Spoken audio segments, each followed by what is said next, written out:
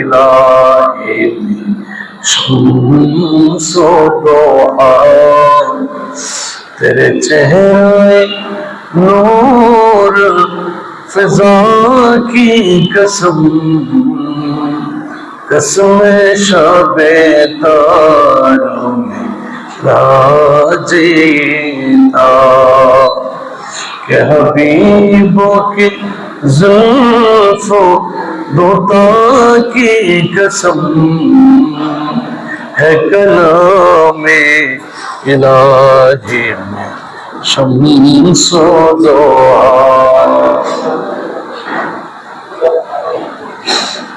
मुअज़्ज़ज़ मोहतरम और मक़ाम वाजिबुल एहतराम ज़िल मजद व एहतशाम उपस्थित সম্মানিত মুসলিয়ান কেরাম, সমুন্নত পর্দার আড়ালের পর্দানশীল মা ও বোনেরা, আসসালামু আলাইকুম ওয়া রাহমাতুল্লাহি তাআলা ওয়া বারাকাতুহু। আল্লাহ পাক রব্বুল ইজ্জতের দরবারে লাখো কোটি অসংখ্য অহরহ শুকরগুজার আদায় করি যে মওলায়ে মুনিব আমাদেরকে আল্লাহর ঘরের মধ্যে সমবেত হয়ে আল্লাহ ও তার রাসূলের সানাহানি প্রশংসা শুকরগুজার আদায় করার যে সুযোগ, যে তৌফিক আতা করেছেন, সবাই উঁচু আওয়াজে বলি আলহামদুলিল্লাহ।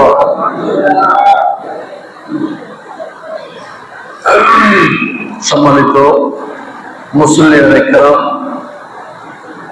আজকে আমরা আলোচনা করব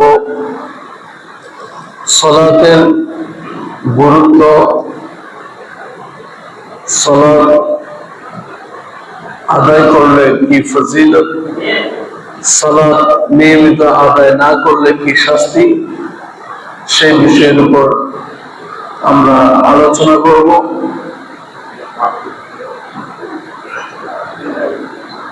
পবিত্র কালামে মাজিদের মধ্যে আমার আল্লাহ জাল্লা শানুহু ঘোষণা দিয়েছেন,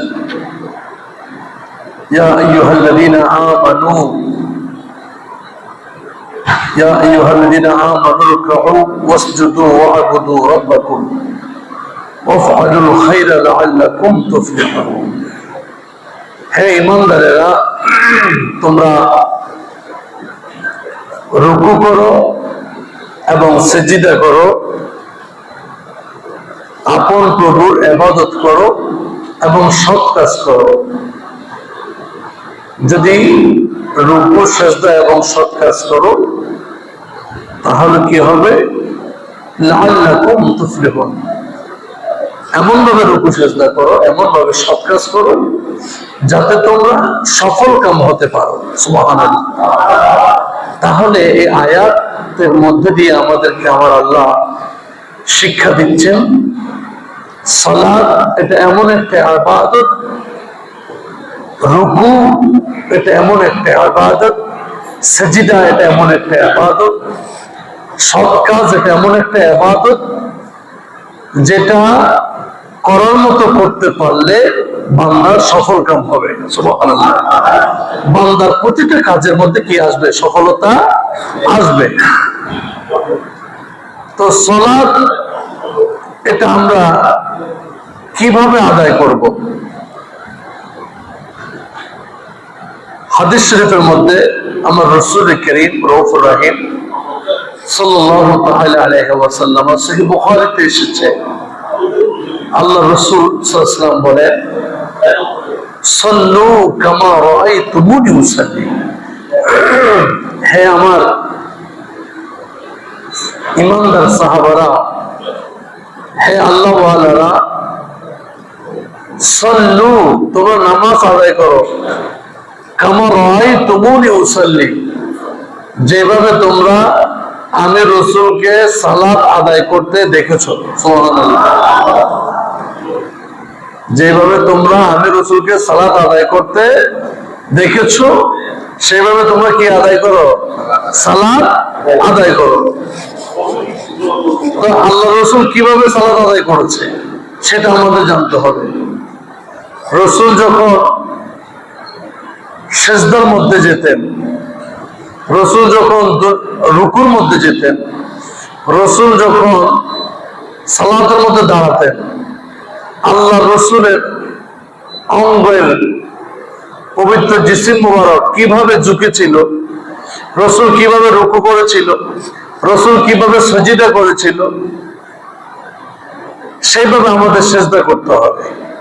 রাসূল যেভাবে নামাজের মধ্যে একাকিত্বে একেশ্বর আল্লাহ তার আল্লাহ হাল ছাড়া রাসূলের ভিতরে আর কোনো কিছু ছিল না। রাসূল নামাজ শিক্ষা দিয়েছেন, আবার আমরাও নামাজ পড়ি, কিন্তু আমরা যে নামাজ পড়ি রাসূলের নামাজ কিন্তু এরকম ছিল না। সহজ বাংলা কথা, আমরা যেভাবে নামাজ পড়ি রাসূল আদৌ ওইভাবে নামাজ শিখান নাই। কারণ আমরা নামাজ পড়লে আমাদের দুনিয়াতে সবকিছু আমরা নিয়ে আসি, ঠিক কিনা? আমরা নামাজ পড়তে গেলে দুনিয়াতে কি করছি না করছি, কি করতে হবে না করতে হবে, সকল প্ল্যান পরিকল্পনা আমরা নামাজে এসে করি, তাই না? আর আমার মুস্তাফা সরকার কায়নাত ফখরে মওজুদাত হায়াত নবী কামলিওয়াল নবী নবী মুহাম্মদুর রাসূলুল্লাহ সাল্লাল্লাহু তাআলা আলাইহি ওয়াসাল্লাম সালাতের মধ্যে যখন থাকতেন, তখন আমার রাসূল হালতে এলাহিতে থাকতেন, দিদারে এলাহিতে থাকতেন, এমন ভাবে সিজদার মধ্যে যেতেন মনে হতো যেন আমার রাসূল আর এই দুনিয়াতে নাই। কোন কোন সময় মুস্তাফা যখন সিজদাতে যেতেন, সিজদাতে গিয়েছে, এখানে আর ওঠার কোনো নাম নিশানা নাই। একজন সাহাবী সিজদা থেকে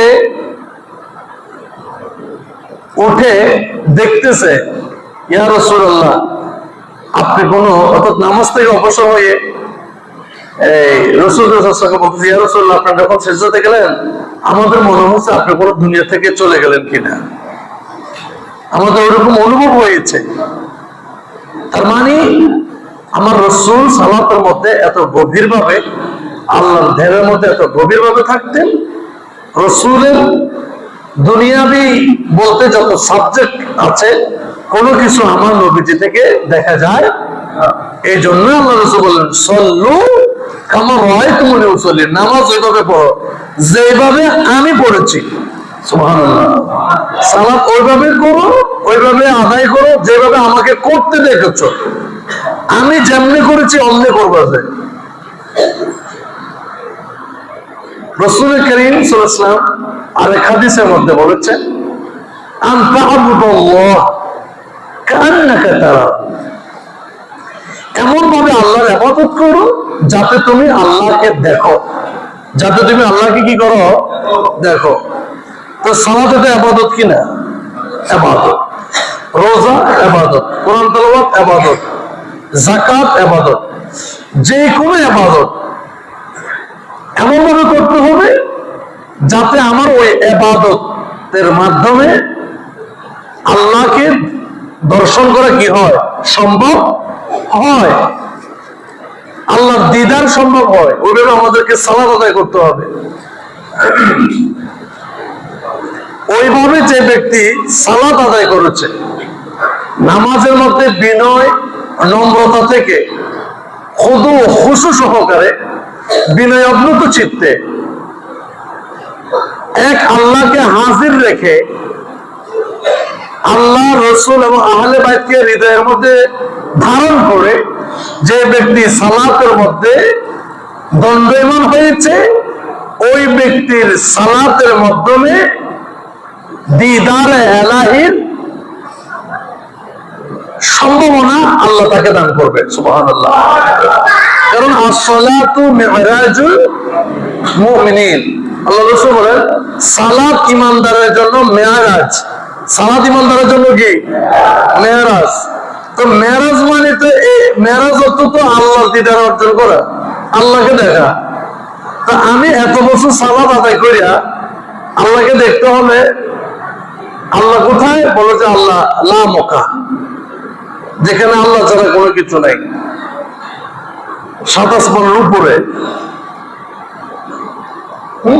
যে যেভাবে খেয়াল করে, আমি মনে করি আমার আল্লাহ আহলে তাসাব্বুফ, সুফিজম যারা, তরিকতের যারা বিজ্ঞানী, মারফতের যারা বিজ্ঞানী, তারা গবেষণা করেছেন, তারা জেনেছেন, বুঝেছেন, দেখেছেন।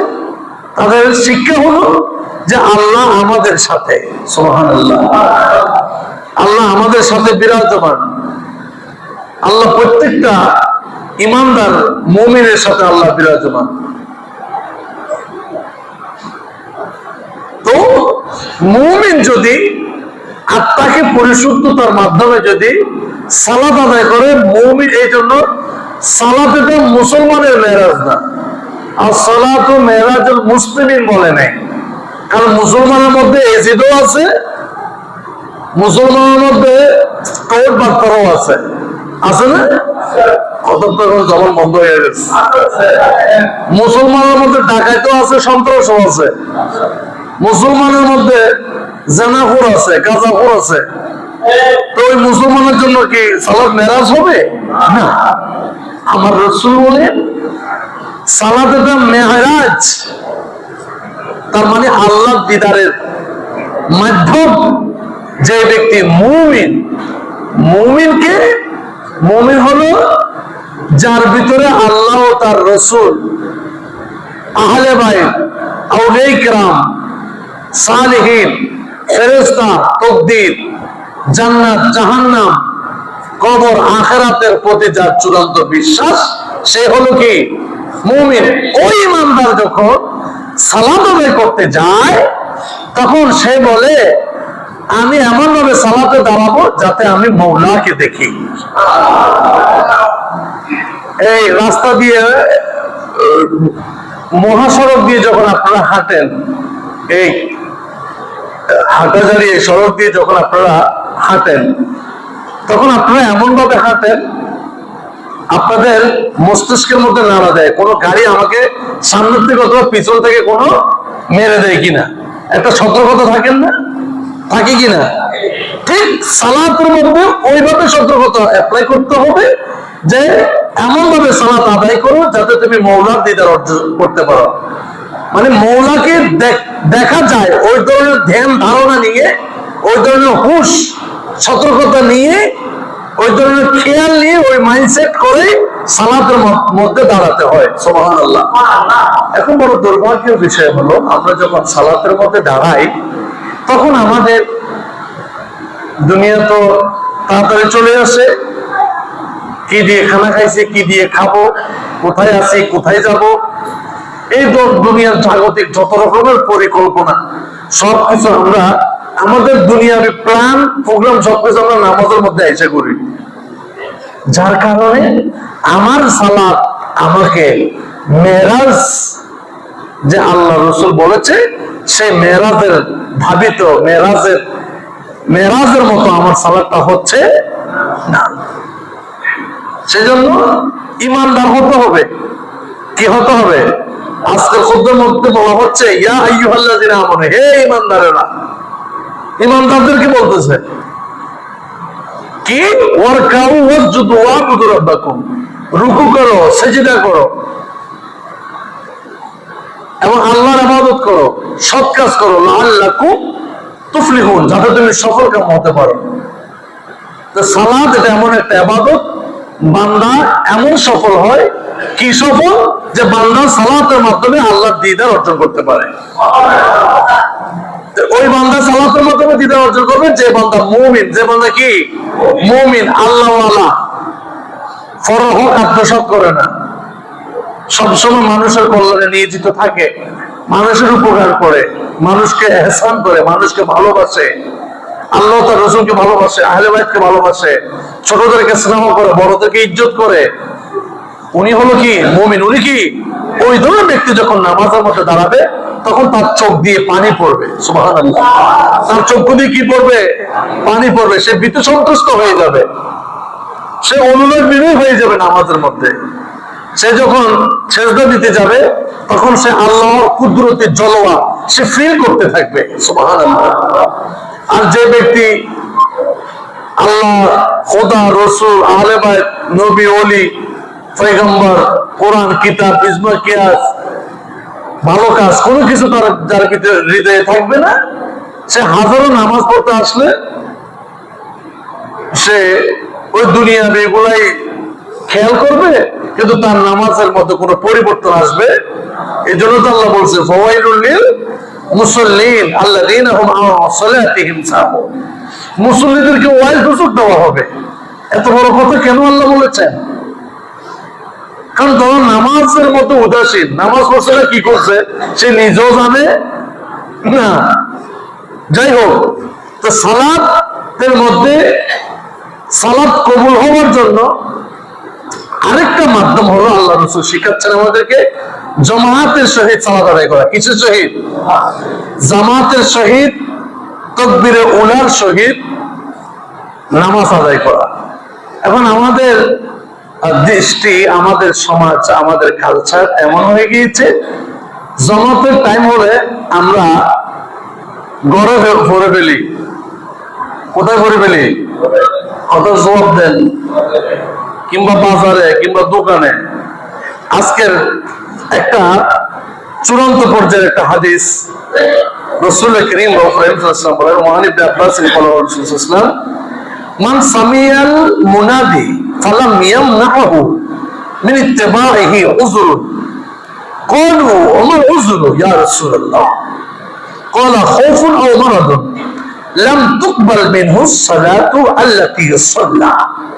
রাসূল সাল্লাল্লাহু আলাইহি ওয়াসাল্লাম ঘোষণা দিয়েছেন, যে ব্যক্তি আজান শুনলো অথচ আজান শোনার পরে জামাতে উপস্থিত হতে সে ওযর পেশ করলো। ওযরটা কি? হয়তো সে অসুস্থ, নয়তো সে কোনো একটা ভীত সন্ত্রস্ত। অসুস্থ এবং ভীত সন্ত্রস্ত হলেও নামাজ পড়ার জন্য যতটুকু সক্ষমতা দরকার অতটুকু সক্ষমতা তার কাছে কি আছে, থাকা সত্ত্বেও সে মসজিদে আসে নাই, সে জামাতে আসে নাই, সে একাকী পড়ছে। কি পড়ছে? কথা জবাব নেই, একাকী পড়ছে। আমার রাসূল বলেন তার সালাত আল্লাহর দরবারে কবুল হবে না। সালাত আল্লাহর দরবারে কি হবে না? কবুল হবে না। অনেক সময় দেখা যায়, হ্যাঁ, ইসলামের শরীয়ত বলছে আপনি যদি অত্যন্ত রোগাক্রান্ত হন, মসজিদে আসতে আপনি অক্ষম, সম্ভব নয়, তাহলে আপনি আপনার অবস্থান স্থলে নামাজ আদায় করতে পারবেন। কিন্তু আপনার তো শরীরে কোনো প্রবলেম নাই, কোনো সমস্যা নাই, কোনো বড় ধরনের রোগ নাই, কিন্তু অথবা মসজিদে আসার সময় বড় ধরনের কোনো হিংস্র জন্তু আপনাকে অ্যাটাক করবে, ওই ধরনের কোনো আশঙ্কাও মসজিদে আসার সময় কি বাঘ টাক দেখা যায়নি? শিয়াল, পাগলা কুকুর, শিয়াল টিয়াল কোনো আক্রমণ করার আশঙ্কা আছে? ওই ধরনের কোনো কিছু নাই। কিন্তু আজান শুনছে ওই ব্যক্তি, আজান শুনছে, মাগার মসজিদে আসে নাই, জামাতে শরীক হয় নাই। মুস্তাফা বলেন তার সালাত আল্লাহর দরবারে কবুল হবে না। কথা বুঝছেন? আবার বলি, একটু বলি, দুই একজনের শুনে নাই। আজান শুনছে, মসজিদে আসে নাই, একাকী পড়ছে, একাকী বলে নামাজ হবে? জোরে বলেন, নামাজ হবে? আজান শোনার পরে মসজিদে জমাতে পড়তে হবে। কারণ আপনার তো কোনো ওজন নাই, আপনার তো সুস্থ মস্তিষ্ক, সবকিছু ঠিক আছে। এটাকে জমাতের গুরুত্বের কথা বলতেছি আমি, জমাতের কত বড় গুরুত্ব আজকে খুদ্া মতো ওটাই এসেছে। তারপরে আমার রাসূল করিম রহিম সাল্লাল্লাহু বলেন, আন ইবনে ওমর আন রাসূলুল্লাহ সাল্লাল্লাহু তাআলা আলাইহি ওয়াসাল্লাম قال صلاه الجماعه تبذل صلاه الفرض ب27 درجه। জামাতের সাথে নামাজ আদায় করা একাকী নামাজ আদায় করার চেয়ে 27 গুণ বেশি সওয়াব। একাকী নামাজ আদায় করার চেয়ে জামাতের সহিত সালাত আদায় করা কত গুণ বেশি সওয়াব? 27 গুণ। তো একাকী কেন পড়বেন? জমাতে চলে আসে। জমাতে গেলে আপনি বেঁচে যাবেন। একাকী থাকলে আপনার জন্য ভয়ের আশঙ্কা আছে। যেমন আল্লাহ রাসূল সাল্লাল্লাহু তাআলা আলাইহি ওয়াসাল্লাম হাদিস শরীফের মধ্যে ঘোষণা দিয়েছে যে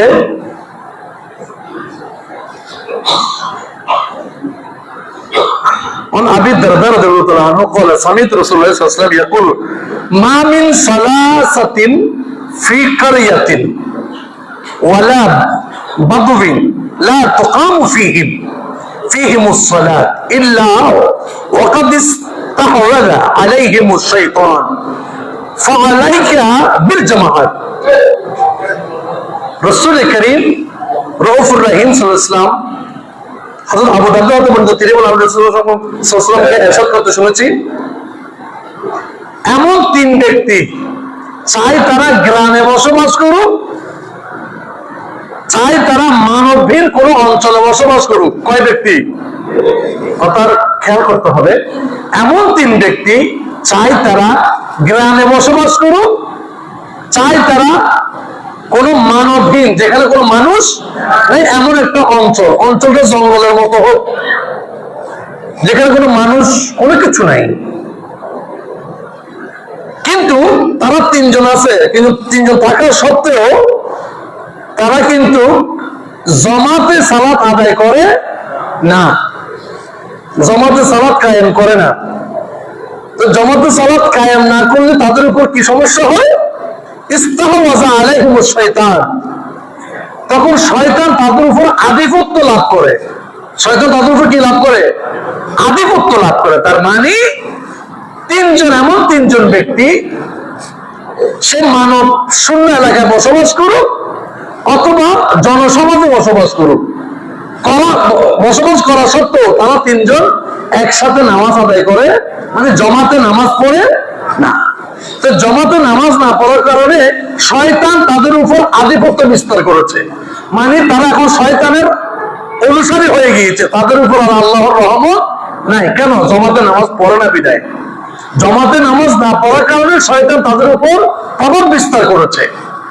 তো শয়তান যখন প্রভাব বিস্তার করেছে তখন তারা রহমত থেকে বঞ্চিত হয়ে গিয়েছে। তখন আল্লাহ রাসূল বলেন ফালাইকা বিল জামাআত, তোমাদের উচিত কি?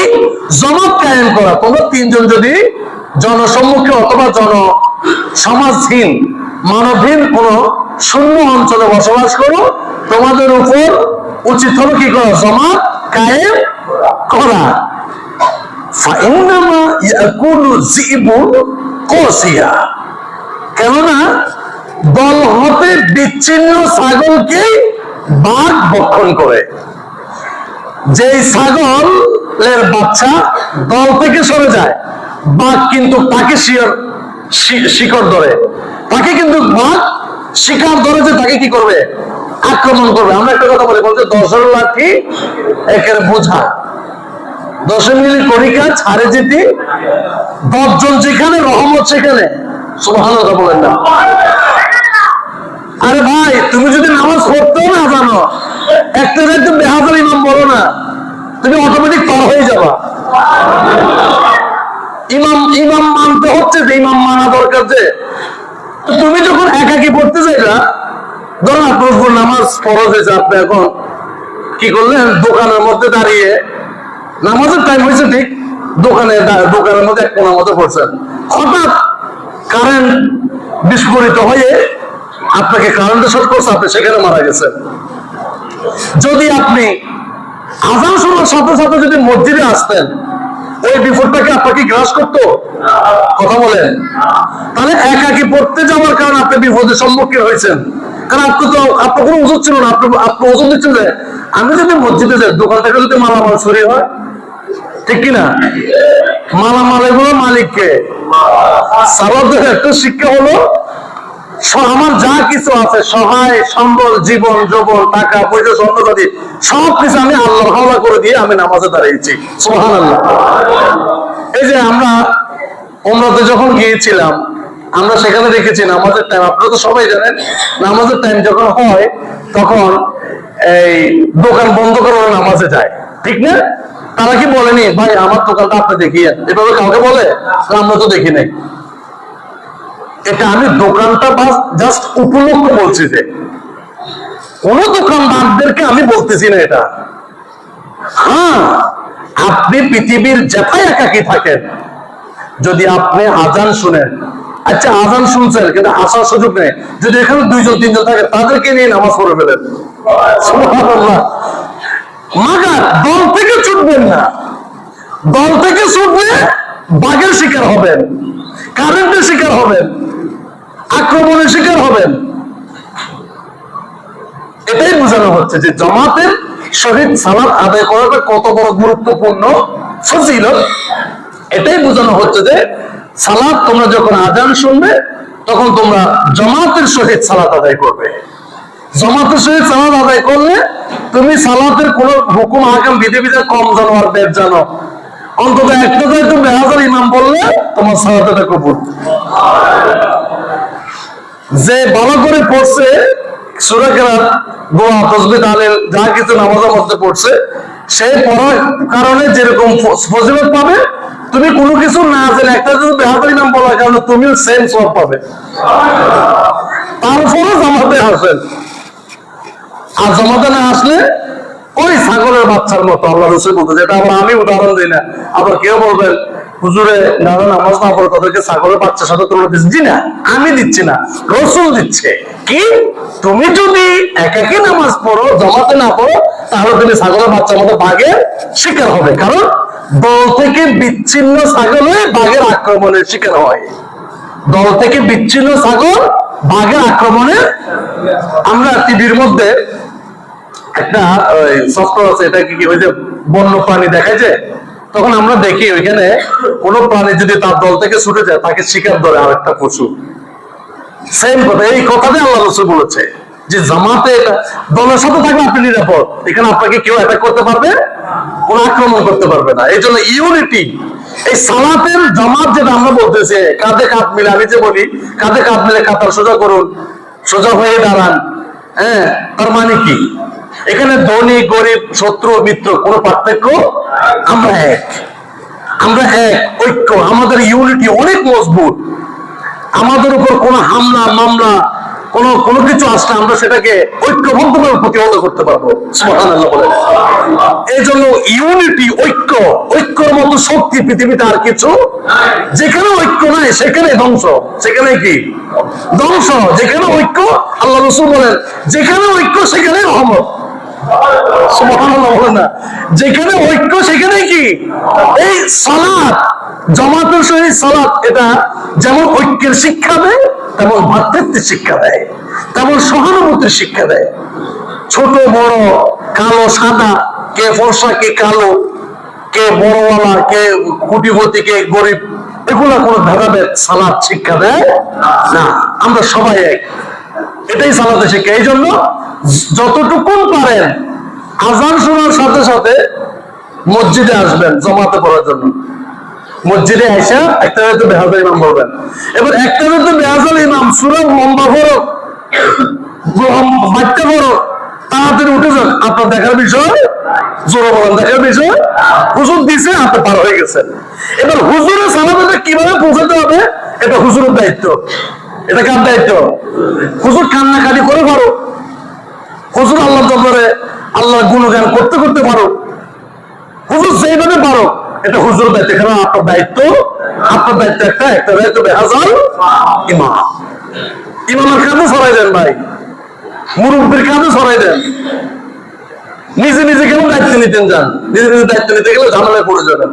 ঐক্যবদ্ধভাবে দায়িত্ব নেন, তখন আপনি বেঁচে যাবেন। সুবহানাল্লাহ, কি চমৎকার কথা বলছে আল্লাহ রাসূল।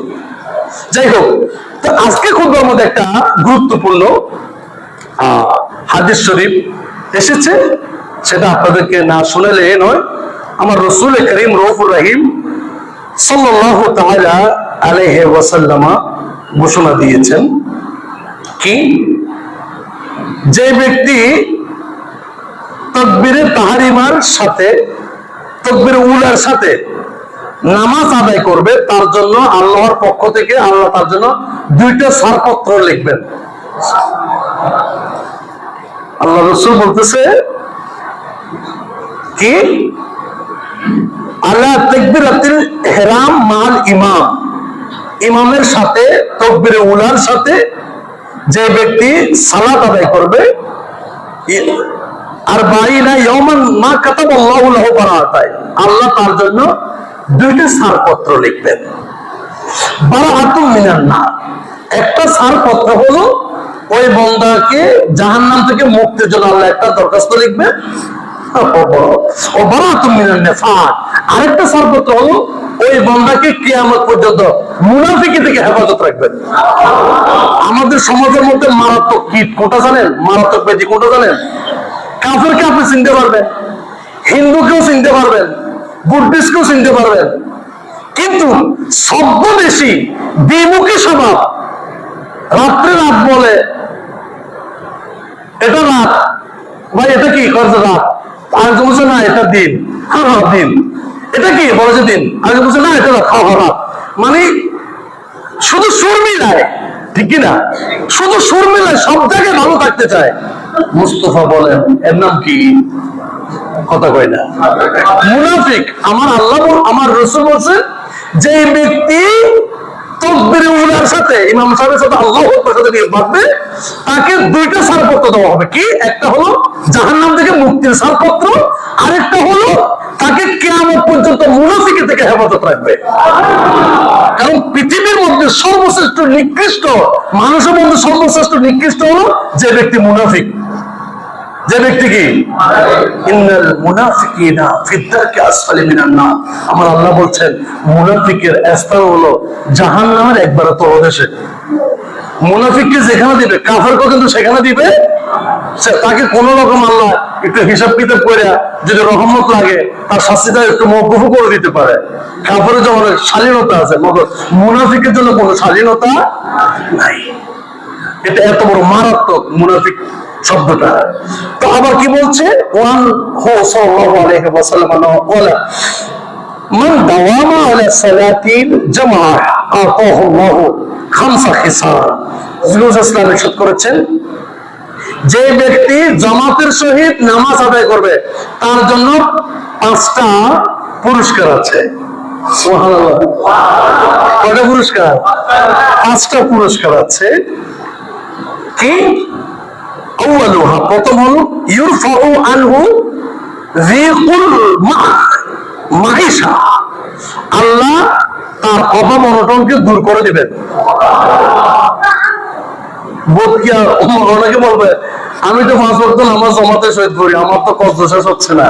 এরকম আছে না মানুষ, অভাব অনটন রয়ে যাচ্ছে, থেকে যাচ্ছে। আপনি সালাতের মতো একদিন প্র্যাকটিস করেন, কিংবা 2 দিন সালাদকে যেভাবে বলছে আল্লাহ রাসূল ওভাবে প্র্যাকটিস করেন, দেখবেন অটোমেটিক আপনার প্রবলেম গুলো আল্লাহ সরাই ফেলতেছে। সুবহানাল্লাহ। এখন সমস্যা হলো আমরা নামাজ পড়ার পর যতক্ষণ ইমাম সাহেবের সামনে মসজিদে থাকে অতক্ষণ ভালো, মসজিদ থেকে বের হয়ে গেলে আবার সেই, ঠিক কিনা? এই প্রবলেম এখানে। কথাগুলো কিন্তু উচিত কথা, কিন্তু সুন্দর হওয়াটা শুধু আপনার বলে না, আমি যতক্ষণ মসজিদে আপনাদেরকে বলি অতক্ষণ আমি মাইন্ড খুব ফ্রেশ। আমি যখন মসজিদ থেকে বের হয়ে যাই তখন দুনিয়া বেশি আমার থেকে আছে, কারণ আমি একটা মানুষ না। কথা বলেন না, মানুষ কিনা? মানুষ থেকে হবে, কিন্তু হ্যাঁ কারো কম হবে, কারো একটু বেশি হবে, কারো একবার কন্ট্রোল থাকবে। সব হুজুর যে আবার আমার মতো চিন্তা করবে এমন তো না। এমন তো আলেম আছে যারা এগুলোকে কন্ট্রোলে নিয়ে এসেছে। সুবহানাল্লাহ বলেন না? তো কন্ট্রোলে না আসলে নিয়ম হবে কিভাবে? সুবহানাল্লাহ, কত বেগিন হল বুঝে নেবে দেরি। আচ্ছা, তারপরে কি বলা হচ্ছে? ওয়ায়ুরফাউ আনহু আযাবুল কবরি। সুবহানাল্লাহ, আল্লাহ তার থেকে কবর আযাবকে উঠাই নেবেন। জামাতের সহিত নামাজ আদায় করলে কবর আযাব আল্লাহ কি করে নেবেন? উঠাই নেবেন। আল্লাহু আকবার। ওয়া ইউতা কিতাবুহু বিয়ামিনিহি, এবং তাকে ডান হাতে আমলনামা প্রদান করবে। ডান হাতে তাকে আমলনামা দিবে যে তুমি সোজা জান্নাতে চলে যাও। ওয়া ইয়ামুরু আলা সিরাতিকাল বারকি খাতিফ, এবং বিজলির ন্যায়, বিজলি বুঝেন? আকাশের মধ্যে যখন বৃষ্টি সামান্য বৃষ্টি যখন পড়ে তখন মেঘের একটা তর্জন এবং একটা ঘর্ষণ দেখা যায়। রাত্রিতে দেখা যায় একটা আলোর ছিটা এভাবে পলকের মধ্যে আসা আবার চলে যায়, ওটাকে বলা হয় বিজলি। ওই বিজলির মতো ওই নামাজি ফুলসিরাত পার হয়ে যাবে।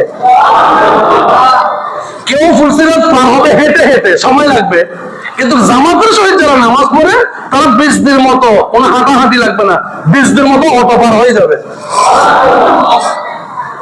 তারপরে কি বলছে, ওয়ায়ামুরু, আচ্ছা, ওয়ায়াদখুলুল জান্নাতা বিগাইরি হিসাব।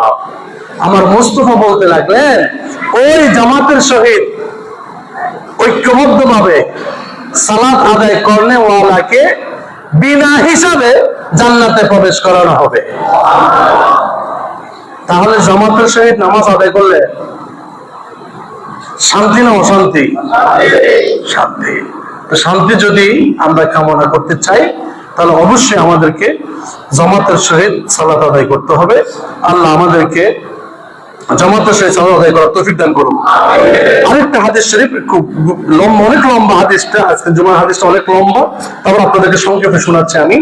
যে ব্যক্তি জামাতের সহিত সালাত আদায় করবে না, তার জন্য, অর্থাৎ জামাতের সহিত সালাত আদায় করতে অলসতা করবে, আমার রাসূল বলেন তার জন্য 9টা শাস্তি। কয়টা শাস্তি? 9টা শাস্তি। তার মধ্যে থেকে সালাসাতু ফিদ দুনিয়া, 3টা দুনিয়ায়, ও সালাসাতু ফিল কবর, 3টা কবরে, ও সালাসাতুল ইয়াউমাল কিয়ামত, 3টা কিয়ামতের দিবসে। কয়টা শাস্তি? জামাতের সহিত সালাত যিনি আদায় করবে না তার জন্য শাস্তি কয়টা? 9টা।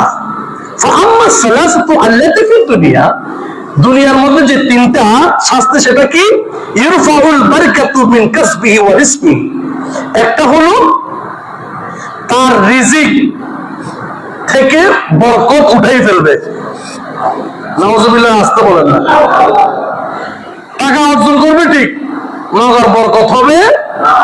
আমাদের মাঝে এমনও মানুষ আছে অনেক টাকা পয়সা কামায়, লক্ষ লক্ষ টাকা পয়সা ইনকাম করে, কিন্তু তার এই ইনকামের কোনো অবস্থান নাই, কোনো বরকত নাই। ওয়ায়ুযাউ সিমাউল খায়রি মিন ওয়াজহিহি, তার চেহারা থেকে পুণ্যের, নেকির যে একটা নিদর্শন, মানুষ যখন ভালো কাজ করে তখন অন্তর প্রফুল্ল হয়, অন্তর যখন প্রফুল্ল হয় তখন তার চেহারা দিয়ে খুব সুন্দর একটা পরিষ্কার রহমতের একটা অবস্থান দেখা যায়। সুবহানাল্লাহ। কারণ চেহারাটা হলো কলবের আয়না। কিসের আয়না? কলবের আয়না। আপনি যখন ভালো কাজ করেন, তো ভালো কাজ কবুল হওয়ার একটা শর্ত কি জানেন? ভালো কাজ কবুল হওয়ার জন্য একটা শর্ত হলো অন্তরের মধ্যে শান্তি লাগবে। যেটা করে আপনি অন্তরে শান্তি পাবে, মনে করবেন যে সেটা কবুল। সুবহানাল্লাহ। তো যে ব্যক্তি জামাতের সহিত সালাত আদায় করবে না, আমার রাসূল বলেছেন আল্লাহ তার চেহারা থেকে পুণ্যের যে একটা নিদর্শন আছে, সওয়াবের, নেকির, ভালো কাজের যে একটা নিদর্শন, যে একটা চিহ্ন দেখা যায়, মানুষ ওযু করলে চেহারা যেরকম পরিষ্কার হয়, আল্লাহ তার চেহারা থেকে ওই নূরটা নিয়ে ফেলবে যদি নামাজ আদায় না করে জামাতের সহিত। তারপর কি বলেছে? ওয়াকুনু বাগিয়ান ফি কুলুবিন নাস, এবং তাকে মানুষের কাছে অপ্রিয় করে দিবে। আমাদের বক্তব্য যখন ভাইরাল হয় তখন যাত্রা যত বেশি ভাইরাল হয় সে অত বেশি সম্মান পায়। হঠাৎ যদি বক্তব্য একটা একটু ব্যতিক্রম হয় তখন তার অসম্মান শুরু হয়ে যায় না? তো যারা নামাজ পড়বে না, আল্লাহ মানুষদের অন্তরের মধ্যে ওই বেনামাজের জন্য ঘৃণা তৈরি করে দিবে। বলে যে তুমি শুধু তাকে ঘৃণা করো, কেন? সে আদর শুনতে জমাতে যায় না কেন? ঠিক আছে নি? বহুত মজা লাগলো। হ্যাঁ, আচ্ছা, তারপরে কি বলছে? আর 3টা হলো কবরে কি? সোয়ালুল মুনকার নাকির। সিদ্ধান্ত সোয়ালিল মুনকার নাকির, মুনকার নাকিরের সওয়ালও জবাব দিতে পারবে না, কঠিন হয়ে যাবে। ওয়াজুলমাতুল কবরে, কবর অন্ধকার হয়ে যাবে। ওয়াজিকুহু, কবর সংকীর্ণ হয়ে যাবে। ইন্না লিল্লাহ। কত বড় আজব কথা বলছে দেখছেন? যে ব্যক্তি জামাতের সহিত সালাত আদায় করবে না তার কবর কি হবে? অন্ধকার হবে। বলে কবর কি হবে বাবা? অন্ধকার হবে এবং সংকীর্ণ হয়ে যাবে, এইভাবে সংকুচিত হয়ে যাবে, এতটুকুর কবর এতটুকু হয়ে যাবে। তারপর কি বলছে? ও আম্মা সালাসাতু আল্লাতী ফিল কিয়ামা, কিয়ামত দিবসে তিনটা, সেটা কি? শিদ্দাতুল হিসাব, হিসাব কঠিন হয়ে যাবে, হিসাবের খাতা কি হয়ে যাবে? কঠিন হয়ে যাবে। ও শিদ্দাতুল আরকি, চেহারা দিয়ে, অঙ্গ প্রত্যঙ্গ দিয়ে এমন বেশি তার পুরো দেহটা ঘামে ঘামাক্ত হয়ে যাবে। বেনামাজির শরীর কিয়ামতের ময়দানে কি হয়ে যাবে? কঠিন ঘামে ঘামাক্ত, মানে এমন ভাবে ঘাম বেরোতে থাকবে, তার আশেপাশে পুরো বন্যা বয়ে যাবে। বেনামাজির, বেনামাজি মানে যারা জামাতের সহিত নামাজ পড়ে না। তারপরে কি বলছে? ওয়াশিদ্দাতুল উকুফি আলা সিরাত, ফুলসিরাত অতিক্রম করা তার জন্য কঠিন হয়ে যাবে। ইন্না লিল্লাহ, ফুলসিরাত অতিক্রম করা তার জন্য কি হয়ে যাবে? কঠিন হয়ে যাবে। তাহলে এই আজকের আলোচনায় আমাদেরকে শিক্ষা দেওয়া হচ্ছে, যখন আজান শুনবো একাকী নয়, একাকী করতে গেলে ছাগলের বাচ্চার মতো বাঘের আশঙ্কা আছে। আজান শোনার সাথে সাথে কোথায় আসবো? মসজিদে এসে একটা দায়িত্ব বেহাজাল ইমাম, নামাজ পড়তে পারি না পারি, একটা দায়িত্ব বেহাজাল ইমাম, আপনি বেঁচে গেছেন। দ্বিতীয় নম্বর কথা হলো, সালাত যদি আপনি নিয়মিত পড়ে, তাহলে আপনার জন্য 5টা পুরস্কার আল্লাহ কি নির্দিষ্ট করে রেখেছেন, সুবহানাল্লাহ। আর যদি সালাত না আদায় না করি, তাহলে 9টা শাস্তি, 3টা দুনিয়াতে, 3টা কবরে, 3টা কিয়ামতের ময়দানে। Message clear? তাহলে এই আলোচনা থেকে আমরা কি সিদ্ধান্ত নিতে পারি? এখন থেকে যখন আজান দিবে আমরা কোথায় চলে আসব? মসজিদে চলে আসব। একাকী নামাজ পড়ে চলে যাবো না, জামাতের সহিত পড়বো, জামাতের সহিত পড়বো, একটা দায়িত্ব বেহালের মধ্যে পড়বো। এভাবে যদি আল্লাহ আমরা করতে পারি, আমাদের জন্য জান্নাত আল্লাহ অটোমেটিক দিয়ে দিবেন। আল্লাহ আমাদেরকে সেই জান্নাতের বাসিন্দা করতে। আমিন। সমস্ত মুসলিমের কেরাম, আজকে আমাদের বাদে এশা থেকে, বাদে মাগরিব থেকে মাসিক বসিয়া হবে, এবং বাদে এশা থেকে আমাদের আপনাদেরকে পূর্বে ঘোষণা দিয়েছিলাম শাহাদাতে কারবালা মাহফিল আজকে হবে। তো সেখানে